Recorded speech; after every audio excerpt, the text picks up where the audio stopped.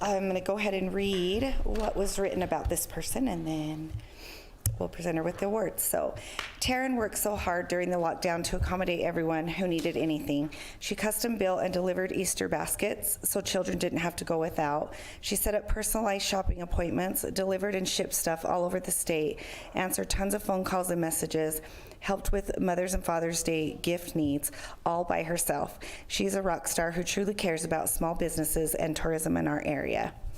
So our Super Service Award for June goes to Taryn Bunderson with Three Little Llamas in Helper. Thank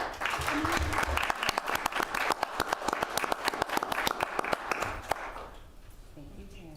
Thank you very much. And she'll want to take a picture of you.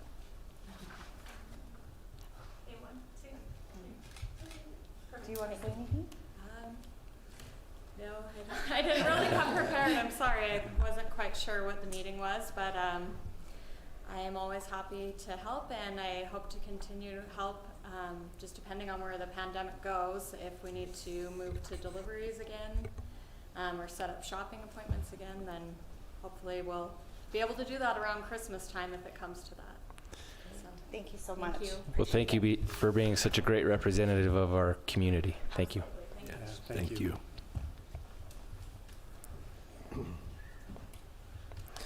Item number 2 on the agenda is approval of minutes. Commissioners, we have 2 sets of minutes. We'll take them separately. First is the July 1st, 2020 minutes. I did not see any changes. I don't either. I'll make the motion we approve the minutes for July 1st, 2020. I'll second. We have a motion and a second. All in favor? Aye. Aye. Aye. Motion passes. The next set of minutes is the June 17th, 2020. Commissioners, as I reviewed these, there was 2 changes that I already passed along to Lori. The first was on page 3. USIP was spelled U-S-I-P, and it's U-C-I-P for Utah County Indemnities Pool. And then the second one was on page 4, where it was a no net loss of private property, and it said a net loss. So I just wanted to clarify those 2 spots. I noticed one thing, Lori, also on item 7, you have 250,000. It needs a dollar sign in front of that to clarify that. Perfect.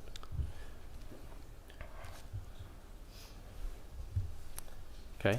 Okay, I'll make a motion that we accept the minutes from June 17th. I'll second that. All in favor? Aye. Aye. Aye. Item number 3, recognition of Carbon Girls Softball Team and Coach Wade Williams, 2020 Corona Classic champions. Commissioner Martinez. Well, that's why we have all these young ladies and smiling faces here tonight.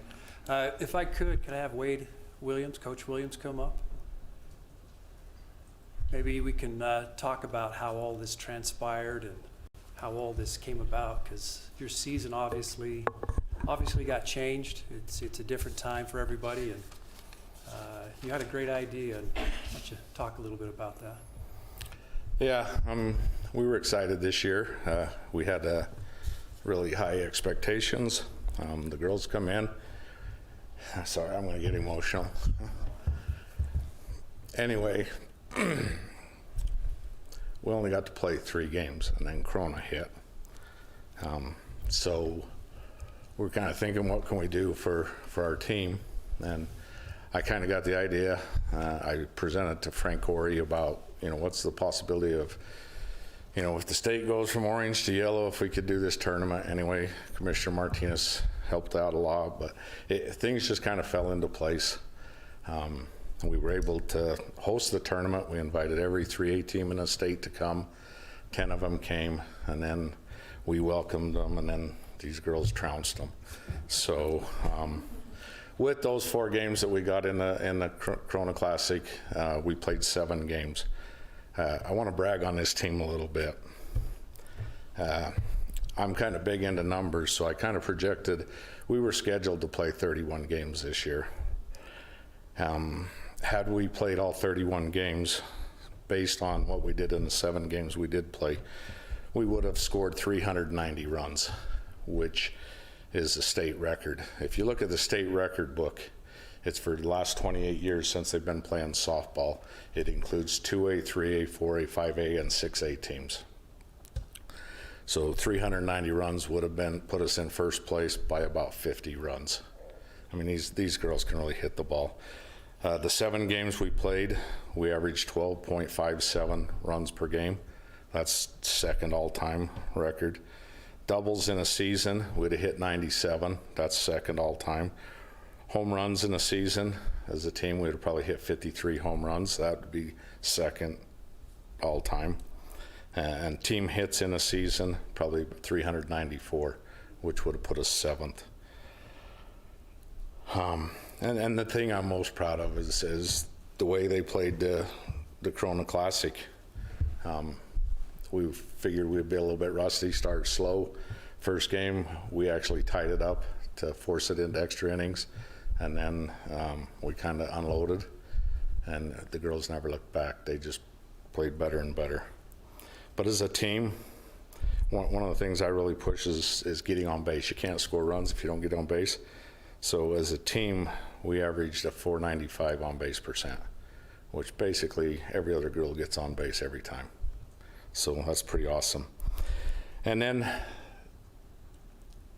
as a team, you kind of set goals. One of our goals was this year's was to play on Saturday.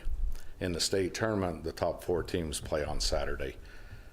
So we were able to not only play on Saturday, but to win on Saturday. So I think you got to bring all these girls up, and they're just awesome, and they really played well this year. So that's all I have to say right now.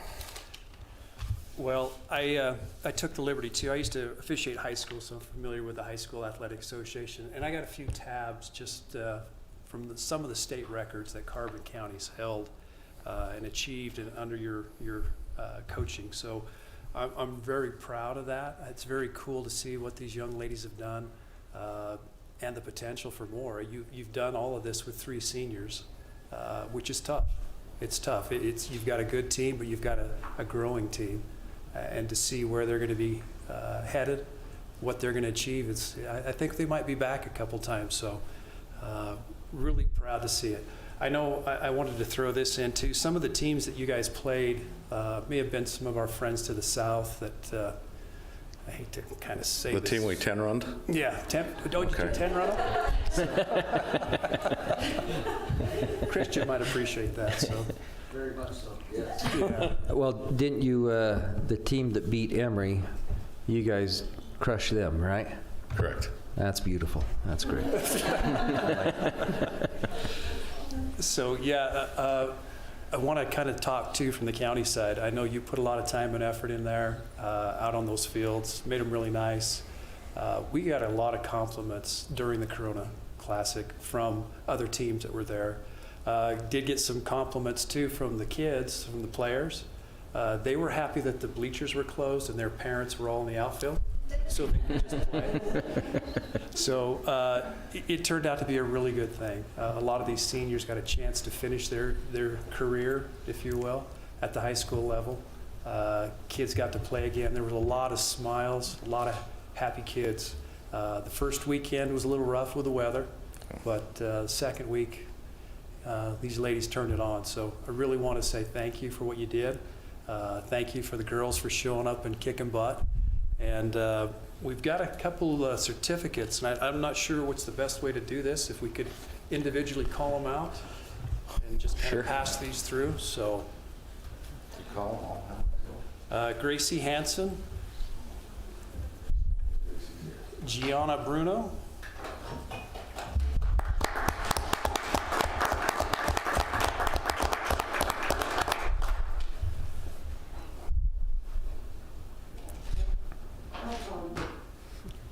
Lindsay Madrigal,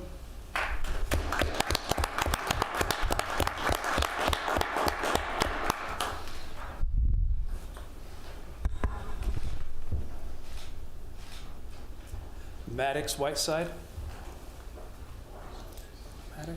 Jenna Richards,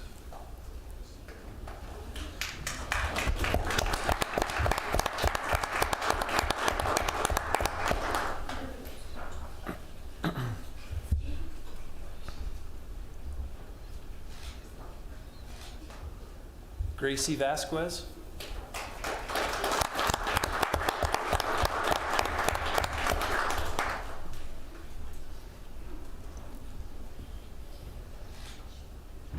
Michaela Scoville. Michaela, is it Reese Artahane? Reese, okay. Brooke Mosman.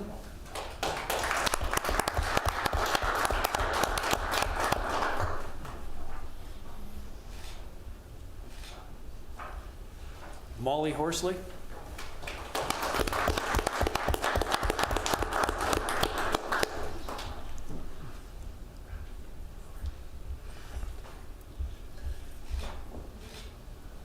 Amaya Prettyman.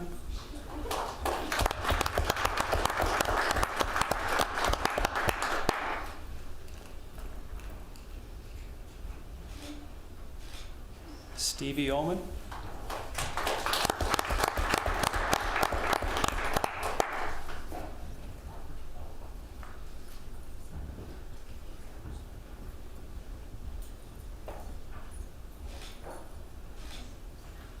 Paisley Housekeeper.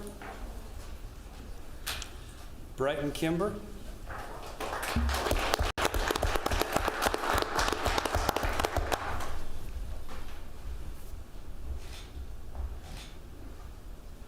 Haven Byerly. Katie Jones. Brianna Tiboni.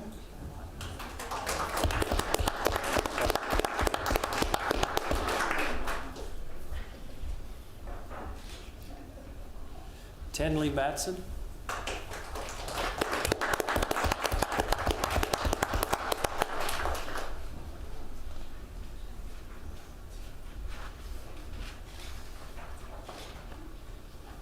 Kennedy Nelson.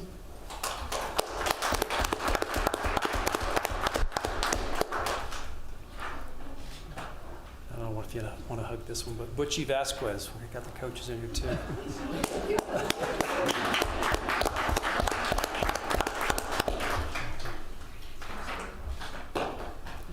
Jessica Vasquez.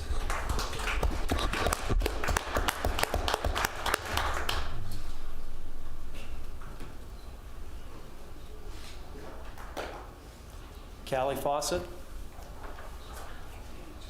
You're going to have to hug yourself. And Wade Williams.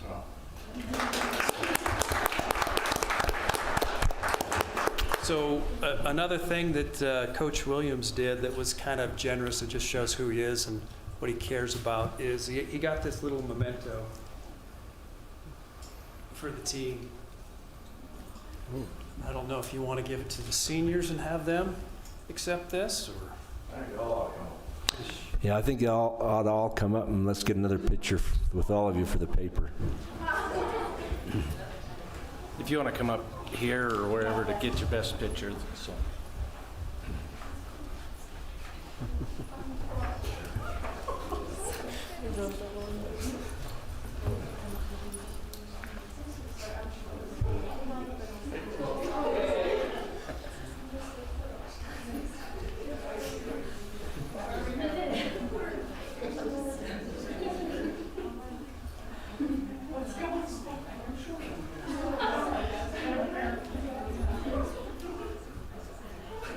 All right. 1, 2, 3. Perfect.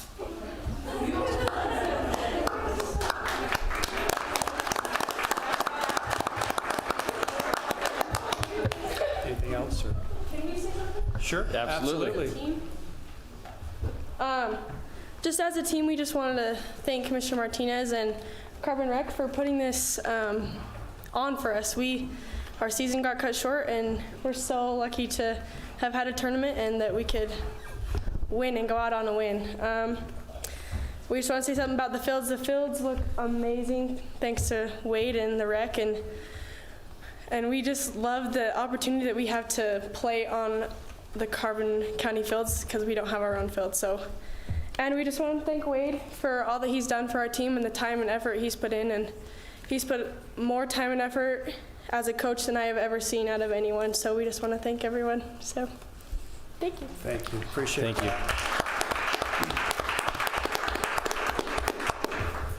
you. One other thing too, from the commission after this meeting, if you young ladies and coaches would go down to Sherald's, they're expecting you.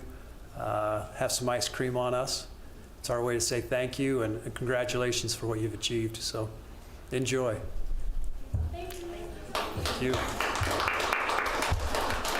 And you can stick around for the boring stuff, or you can go get ice cream. It's up to you.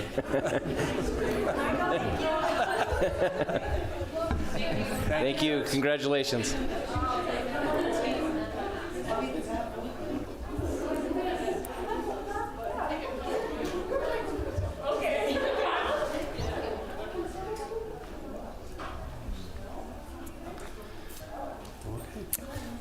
That's incredibly awesome. So thanks for helping put all that together. Oh, absolutely. They earned it. They deserve it. Item number 4 on the agenda is open sealed bid for Carbon County Sheriff SUV. Seth. Looks like we have 3 bids. I'll over them quickly here.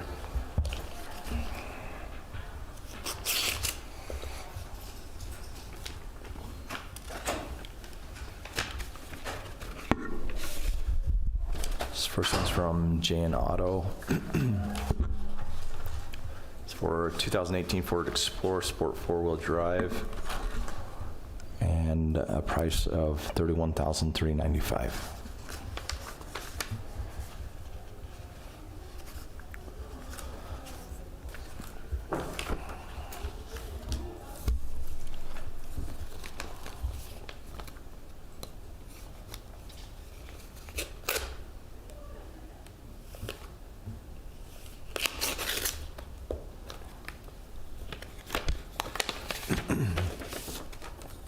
This one's from Auto Farm. It's a 2020 Dodge Durango Police Pursuit Package. It's all-wheel drive, black exterior, and black cloth interior for $29,162. Looks like they actually have 2 vehicles in here. The other one's a similar vehicle with a different engine for $31,738. Do you want to know what they are real quick, or do you want to just review these? Okay. Is that all? There's from Auto Group, or just in general. There's one more from Ken Garf West Valley.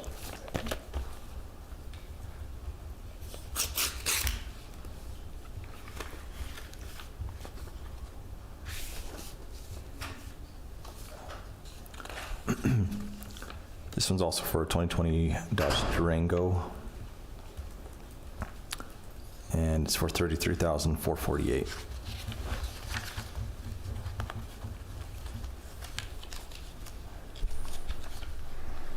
Looks like that's it.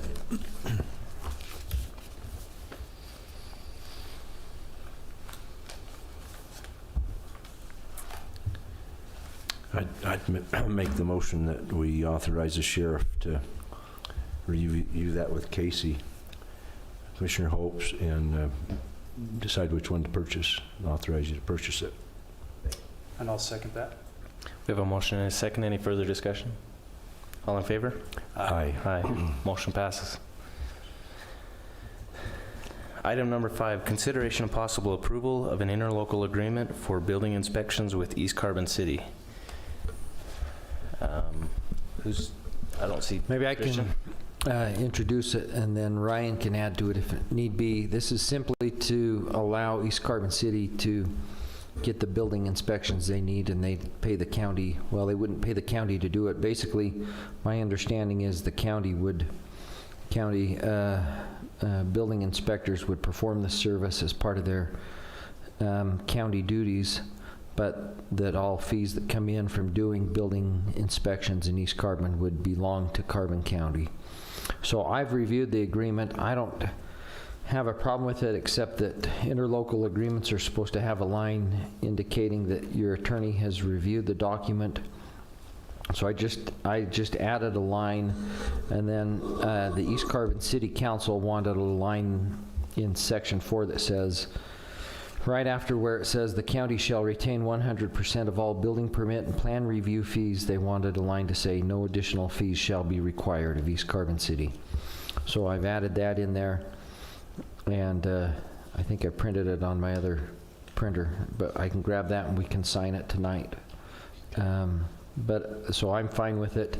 Ryan, does that sound okay? Did I mention anything you had a concern with there? Okay. So if we'll get that signed, then I can get that to East Carbon City and they'll sign off on it too. Okay.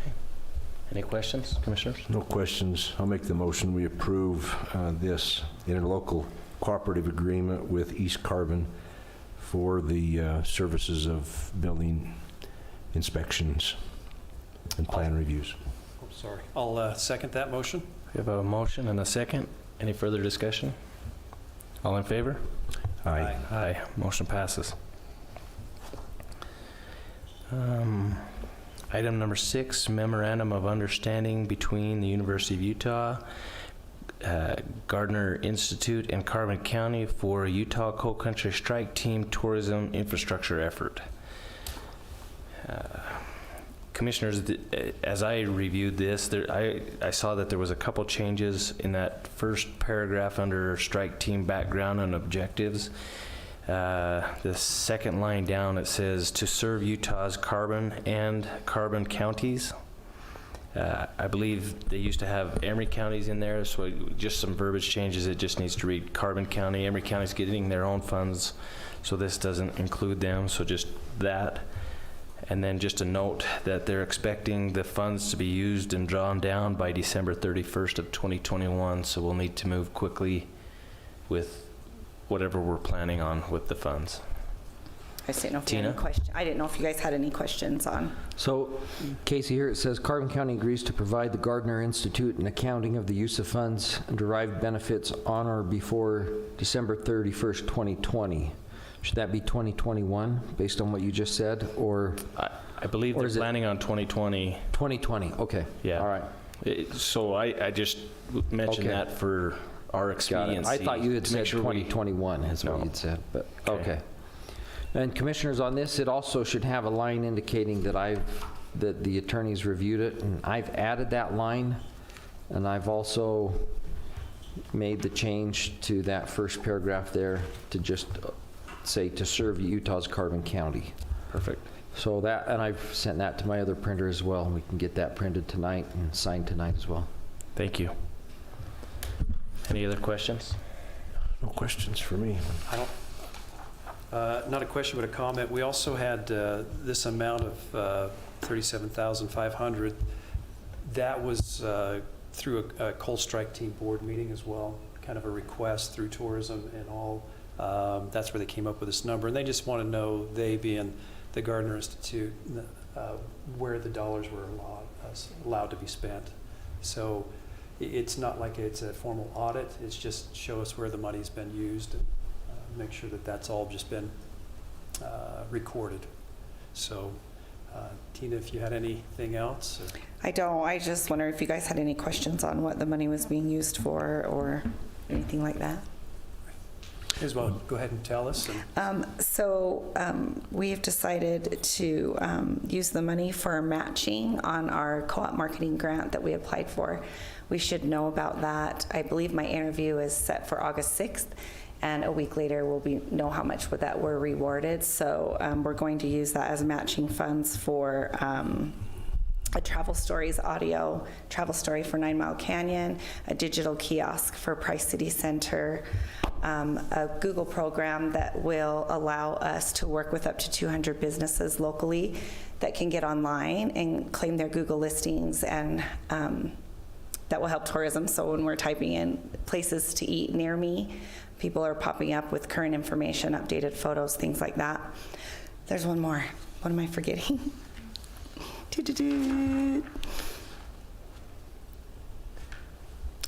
Native Writing Stories with KSL.com. This year, because of COVID, the state, when they had their special session at legislation, they asked for some of the monies to be able to be used for in-state marketing, which they have not allowed before with the co-op marketing grant. And so they've allocated a percentage of that to be used towards in-state marketing so that we can promote staycations and things like that within the state to go and visit and see the things that are in our state. And so we've asked to partner up with KSL to do some native writing stories and some banner ads that would entice people from the Wasatch Front to come to the corridor. That's great. Appreciate that. Thank you, Tina. Yeah, No thank problem. you. No questions.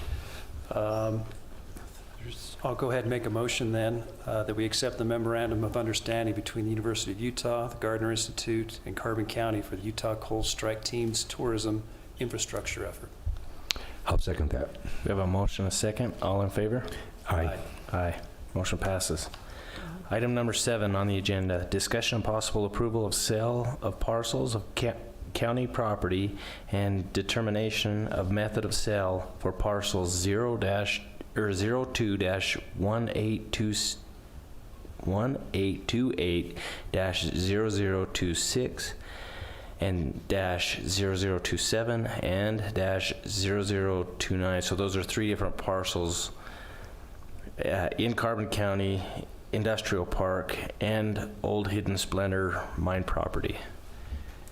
Christian, do you want to introduce this? Yeah, to start with, I would suggest we, based on some research I've done, that we not include Hidden Splendor in our discussion and decisions tonight.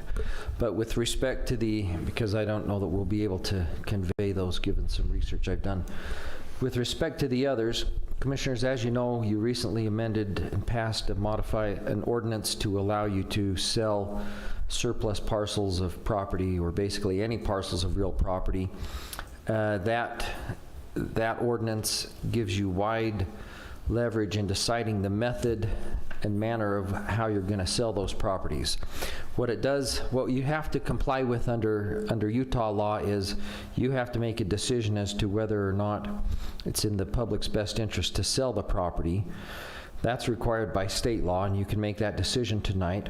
But then, as far as the manner in which you sell it, our ordinance gives you broad discretion. You can sell it through the newspaper and request proposals. You can request bid amounts.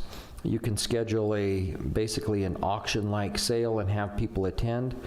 You can sell it through a realtor, or you can sell it on your own. One option would be to simply approve tonight that these particular parcels be declared to be for sale or lease, and simply not put an expiration on that, and let anybody who wants to buy them approach you. Let a broker, a real estate broker, approach you if they have a particular buyer. Let a private individual or a company approach you, and reserve the right to sell them when you're prepared, and for the amount you're prepared to sell them for. You also have the right to donate these properties to another governmental agency, to use them for what the statute calls future fair market value, which is basically not current fair market value, but a fair market value that you decide in the future, sometime in the future, will be greater than fair market value if you allow these properties to be used for particular economic development purposes. So you have the option tonight of declaring that these properties are available, that they're for sale, for lease, that people can approach you. They can approach you with a real estate broker if they wish. They can approach you personally through any agent they choose and give you a proposal. And you can choose, if you want, to take the highest price. You can choose to take their offer and hold on to it for a while. You can choose to sell it to somebody for less than current fair market value if you believe that other use will bring a future economic benefit to the community that will exceed what you'd get if you just sold it for fair market value right now. So, as I understand it, so basically if you declare that it's in the best interest of the county to sell these properties, and to simply indicate you're going to consider any and all offers, you can consider those, and then when it's time to accept an offer, you just bring it back to the commission for approval. So, as you know, we have recently tried to sell a few properties by noticing up a request for proposals in the newspaper, and that somewhat hamstrings us because it sets a deadline by which it hamstrings us because people have to bring that property, that bid to us by that deadline. And sometimes, you know, we don't know who's checking out the newspaper, checking it out online.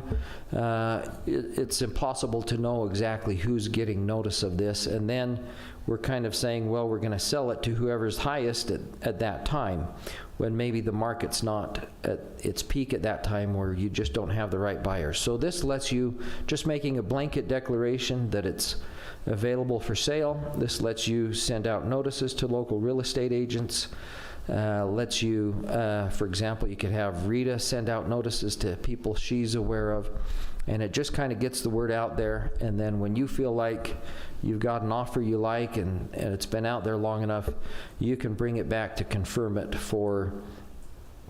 confirm the sale as a board. And it just gives you more options, more ways to get word out there. So it doesn't preclude you from announcing in the paper that these properties are for sale.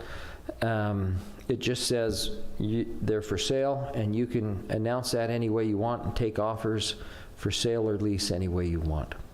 So I think all you need to do is make a motion, if you so decide that it's in the public's best interest to sell these properties. You probably ought to have some discussion on why that's the case, and then go ahead and make a decision on whether or not you want to release them for sale or lease. I've got some things that might be, that we might consider in doing this. And you know, one of our struggles economically is we need new business or expanding businesses, and for us to have a little more flexibility in doing something with these parcels and others maybe in the future is critical. So there's some thoughts that I've had about this. So and this may even be in a little bit of a form of a motion after there's some discussion, but we need to let the public know that the parcels are available for lease or sale. The second part would be to put a preference made for new or expanding local businesses. That, regardless of dollars and what may be offered, I think that would be a priority in my mind. The other priority would be if no local business offers, then the priority shifts to someone from outside our area who would move here. And then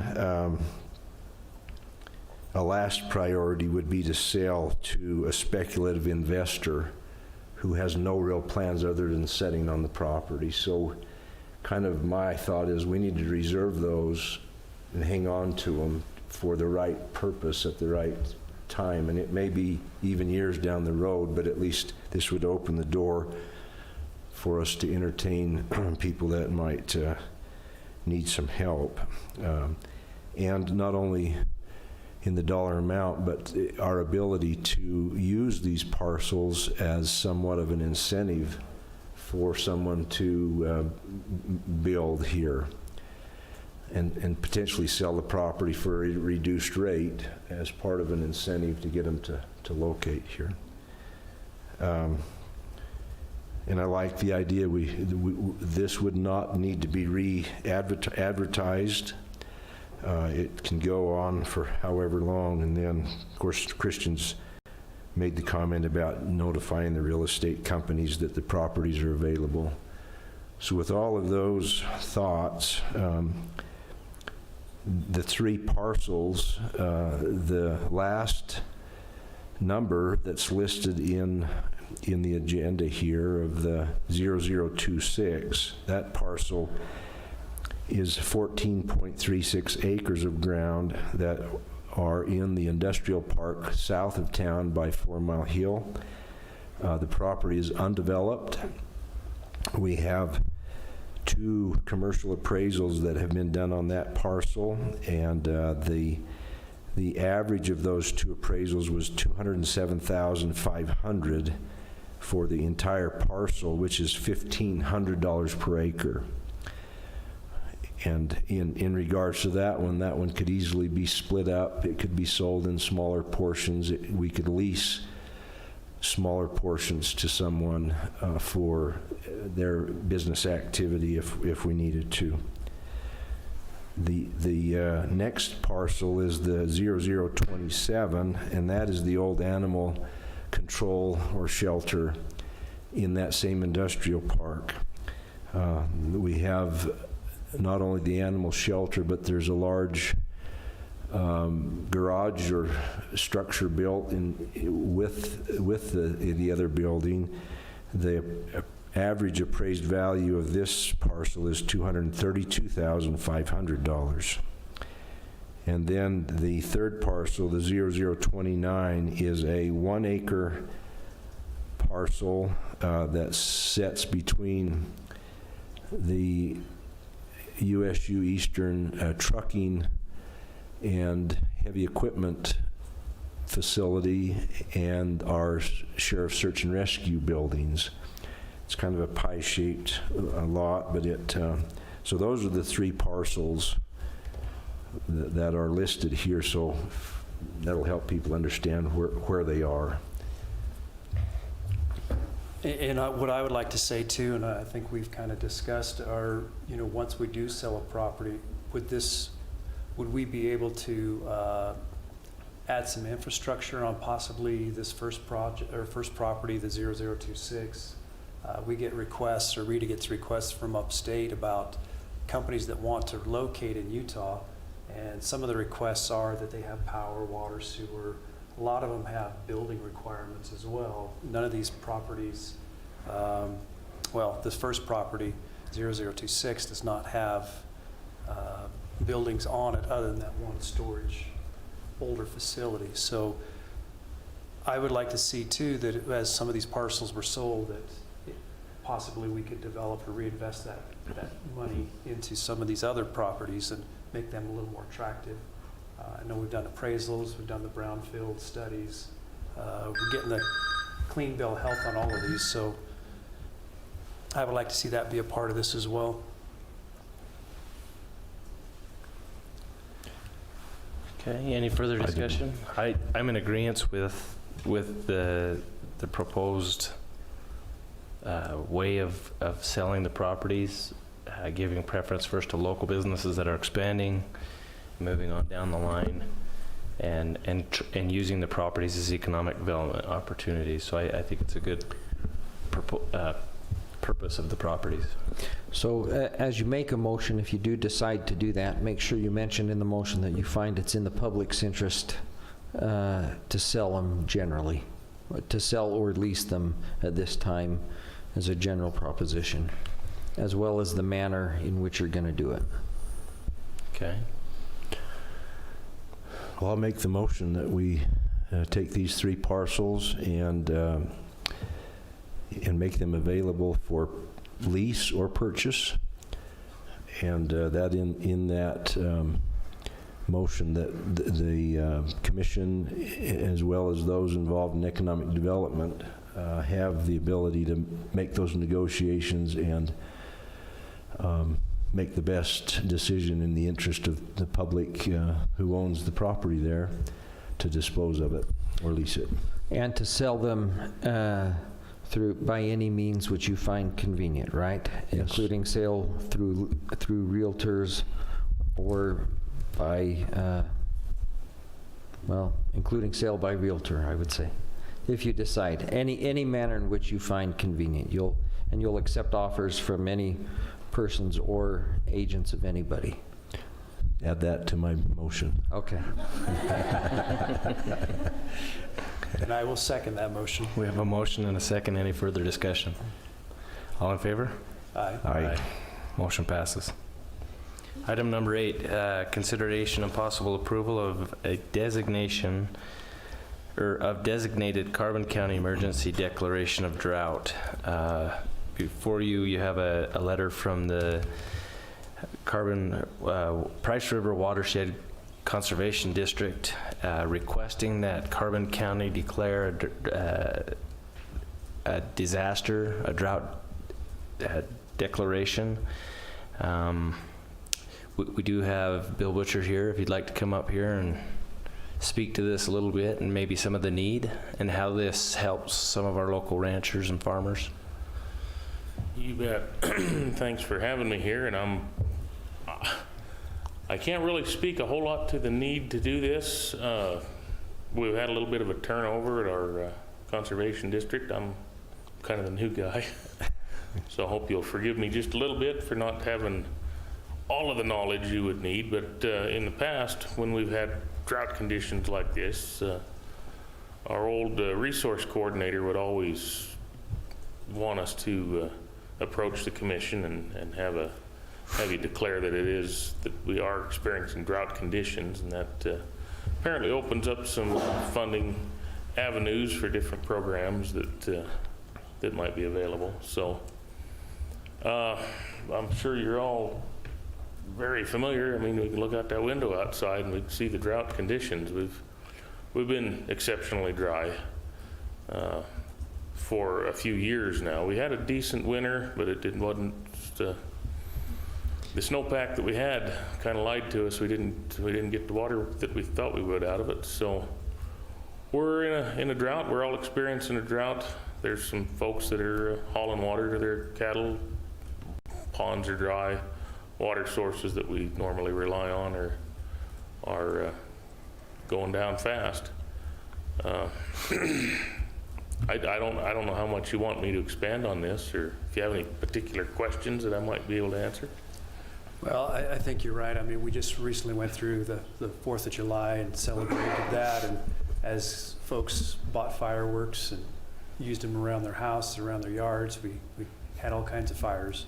So we know it's dry. We know there's not a lot of water in the ground, so to speak. So I think it's all understanding for all of us that we do live in a desert area, but some years are worse than others, and it's been a while since we've had a good downpour. So. Commissioners, I think, I don't know, just late this afternoon, I drafted a resolution for you to adopt. And I think one thing the public might find interesting is it looks like all of Carbon County is in at least a moderate drought. And the far western portion looks like up towards Consumers, and Schofield area is even in a, let's see. Yeah, D2, what's that called? That's the Severe drought. severe drought. So we are officially in moderate drought and severe drought depending where we're at. So I've just set that out there in the resolution as well to show that we definitely fit those official characteristics that the federal government's looking for. Okay, and I've had I was in a meeting the other day and we were talking about it, and they expect that drought monitor to the little red spots there, the D3, to expand and probably encompass the entire county. There's a little dot in Juab County right now, and then a lot to the east, Colorado is that kind of a drought, and they expect it to just kind of connect, and it's just going to expand. I hate to even say it out loud, but they don't expect the monsoons to really develop this year. We're just going to keep being dry is what everybody's expecting.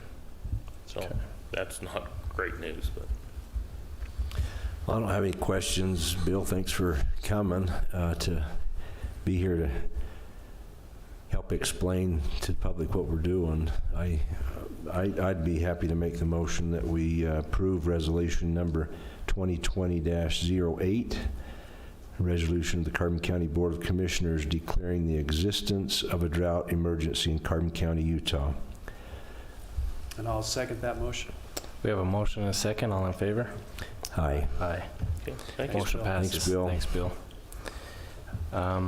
Just before the close of the meeting with the 24th of July and the conversation that we just had, as you go out and purchase your fireworks, please take extra precautions. There was a field over by my house, like was mentioned, there was, I don't know, 6 or 7 fires that night, 10 fires that night. I got the 10 hands, 10 fingers that night, and it kept our fire departments very busy. So please take extra precautions if you are going to purchase fireworks, and make sure the area where you're shooting them off is is green and lush and not going to start fires. So enjoy. Anything else? I agree. Be safe. Don't burn yourself. Okay. I'll make the motion to adjourn.